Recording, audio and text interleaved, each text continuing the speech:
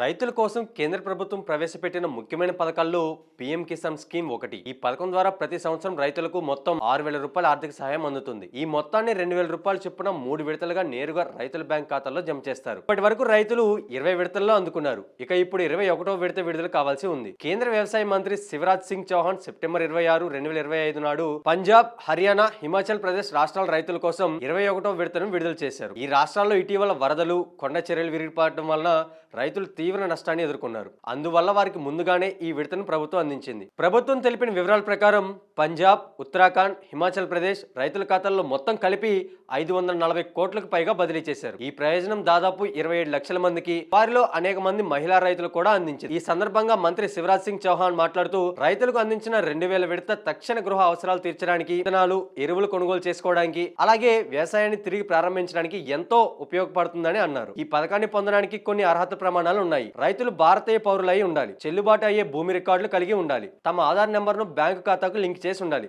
అలాగే ఈకేవైసీ ధృవీకరణ తప్పనిసరి. అయితే పన్ను చెల్లింపుదారులు, పెన్షనర్లు, ప్రభుత్వ లేదా ప్రభుత్వ రంగ ఉద్యోగులు ఈ పథకానికి అర్హులు కారు. రైతులు తమ విడత డబ్బులు వచ్చాయా లేదా అని తెలుసుకోవడానికి అధికారిక వెబ్సైట్ పీఎం కిసాన్ వెబ్సైట్ ను సందర్శించాలి. అక్కడ లబ్ధిదారు స్థితి అనే ఆప్షన్ ఎంచుకొని ఆధార్ నెంబర్ లేదా బ్యాంకు ఖాతా నెంబర్ నమోదు చేసి డేటా పొందండి అనే ఆప్షన్ ని క్లిక్ చేయాలి. అప్పుడు లబ్ధిదారు స్థితి మరియు చెల్లింపు వివరాలు స్క్రీన్ పై కనిపిస్తాయి. రైతులు ఈ విధంగా తమ లబ్ధి పొందిన స్థితిని, చెల్లింపు వివరాలను సులభంగా తెలుసుకోవచ్చు. పీఎం కిసాన్ పథకం ఆర్థిక ఇబ్బందులు ఎదుర్కొంటున్న చిన్న రైతులు తక్షణ ఉపశమనం కల్పిస్తుంది. ఈ పథకం ద్వారా వచ్చిన ప్రతి విడత రైతులు విత్తనాలు, ఎరువులు, వ్యవసాయ పరికరాలు కొనుగోలు చేసుకోవడానికి, తక్షణ గృహ అవసరాలు తీర్చుకోవడానికి ఉపయోగపడుతుంది.